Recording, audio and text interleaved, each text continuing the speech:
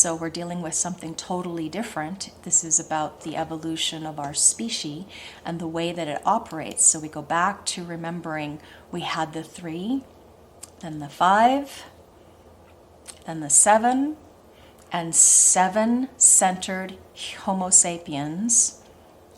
The mutation of the larynx happened 90,000 years ago. And that's when we had the mutation of the 12th and 11th gate, specifically the 12th gate, associated with the ability to articulate.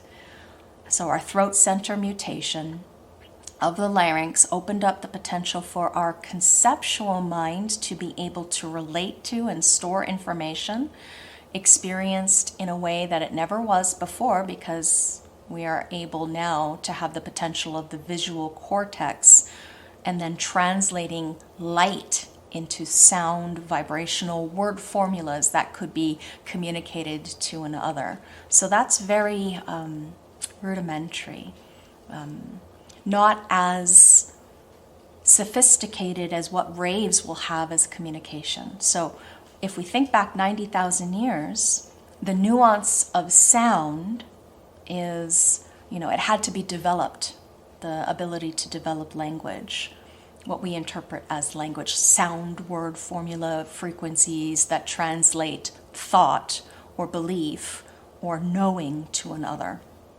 It's not the precise vibrational frequency, because some people use words in different ways, don't they? This word means this to me, this word means that to me. Even within our own English language, we can use the same word that sounds the same, but said in a different way. It means something different, So this dropping of the larynx was the very basis of the mutation of the 7-centered being. So 7-centered being, mutation being about communication. Remember, we are 9-centered in transitus. So when we move to the 9, that mutation that operated consistently for 90,000 years approximately, through that 11 and 12, this mutative communication binary, remember, civilization, form, and mutation, transformation. So the translation of ideas into impactful words, empowering words or not. Our relationship here to this is a very ancient one, where the 11 and 12 polarity, because they are oppositions to each other, they're harmonics creating channels, very different channels. One is about the curiosity, design of a seeker or searcher. One is about openness, design of a social or antisocial being, with that 12 to 22. So isn't it interesting that the mutative potential in a rave will no longer be this 2212. That will not be mutative anymore. It will be demonstrate, not mutate as a keynote. Okay? Demonstrate. Remember that keynote, demonstrate in a rave. With all of those, what we thought of as mutative strengths. In the mutation of the rave, you can see that these will all have the keynote of demonstrate. He was told that the mutation of the rave was going to be carried through a male. One of the things about the failed mutation is that it can show up like male prostate cancer, according to what he knows. And the mutation of the larynx was a female influence, carried through the female. What he was told was that mutation of the throat, which was later identified by science, was carried by the female in the species, our species, and passed on through the female. So the mutation that took place in the female with this dropping of the larynx separated us from what is our primate relatives. The primate being able to transform for us and articulate because of that larynx mutation. So the only thing that's really similar between us and our primate relatives is what we are like approximately the first year of our lives, because during that time we are able to do something that primates are restricted to in their lifetime. It's called breathing and drinking at the same time. So that breathing and drinking at the same time, you can see in a nursing infant, while it's taking in milk, it's also breathing through its nose. And then something strange happens. Suddenly the infant begins to mature. It's ready to be weaned from being nursed. So what it starts to have is difficulty breathing and drinking at the same time.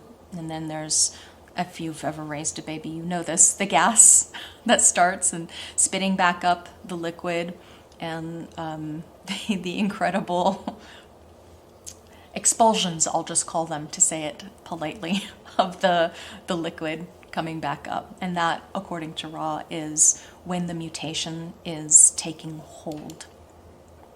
So we cannot drink and breathe at the same time as adults, as humans, and this is what gives us the opportunity to express the complexity of the nuance of sound, our larynx having dropped. So you'll notice that in the infant, until that point, they have a very limited acoustic vocabulary. And according to Ra, it's the same limitation of the chimpanzee, very, very limited.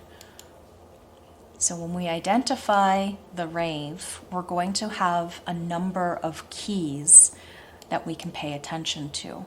First, we have to see that they will always be quad right, passive brain-body system, receptive mind, the observer environment, and the peripheral perspective. Okay? This is a criteria that Ra considers to be obvious in a rave.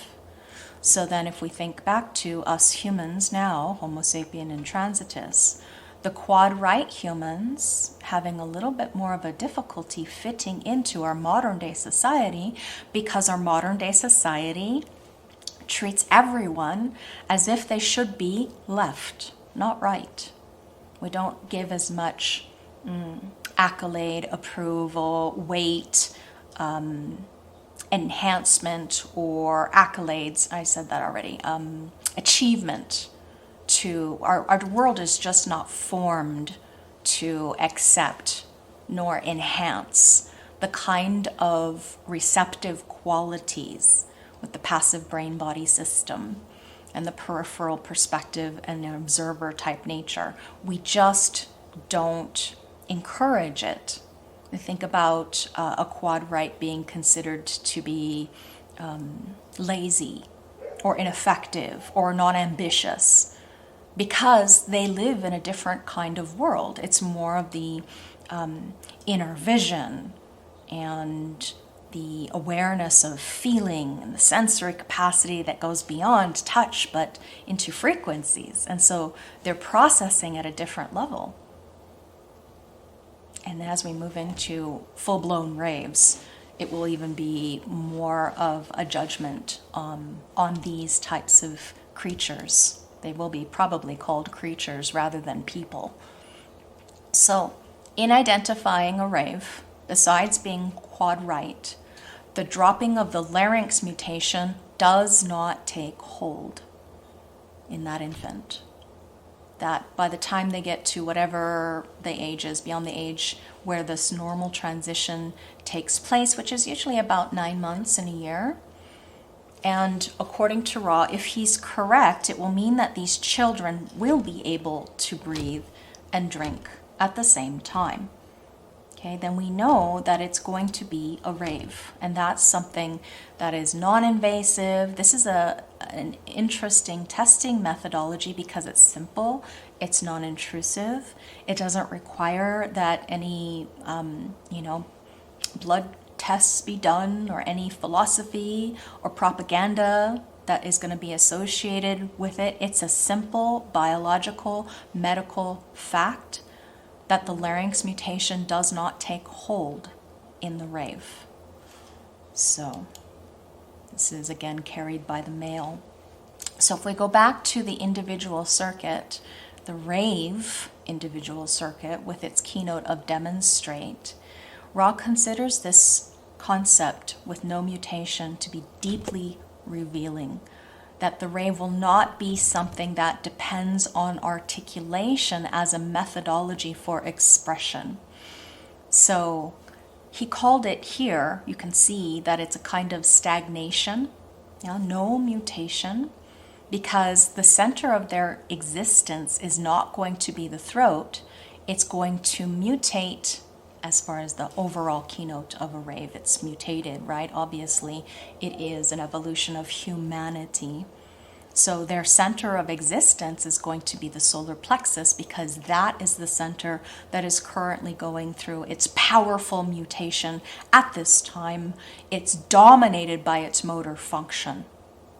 So when these raves are able to function in their optimal state, whatever that is, we're dealing with solar plexus full-blown awareness that we don't know what that's going to be like, because we have no ability to have the kind of experience nor concept to grasp it.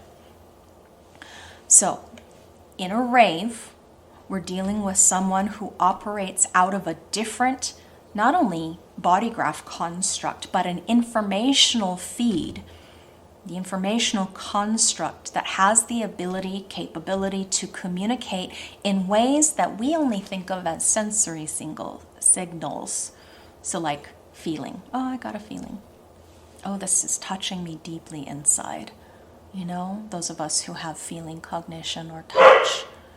So he thinks, again, his best estimate thinks, they're going to have a deeply, deeply limited capacity to be able to verbally express themselves, because he doesn't think that their capacity to understand language is going to be in any way akin to the way that we understand language. So it might just be going to be noise, according to what he thinks. And that tone, so you guys remember, tone is carried through frequency in the voice, that the tone is going to carry more information than any words. So tone will probably carry more information than any of the sound bites that we normally consider to be locked into tone. That potentially they'll be able to be sensitized to tone to get a sense of meaning. But as to articulation, it's not going to be something that they lean upon to communicate. That's very important to grasp or understand, to remember, to get across to your clients if they're interested, in order to help them identify whether or not they've got a rave baby. Rave, quad right, the dropping of the larynx mutation does not take hold, and a very limited acoustic display according to Ra. Now, it may not always be so, but chances are 9 times out of 10 is that if this is an infant that has a very limited acoustic display, as in a sound expression, that can still breathe and drink when it's past a year of age, that most likely this is a rave and it needs to be brought together with other raves.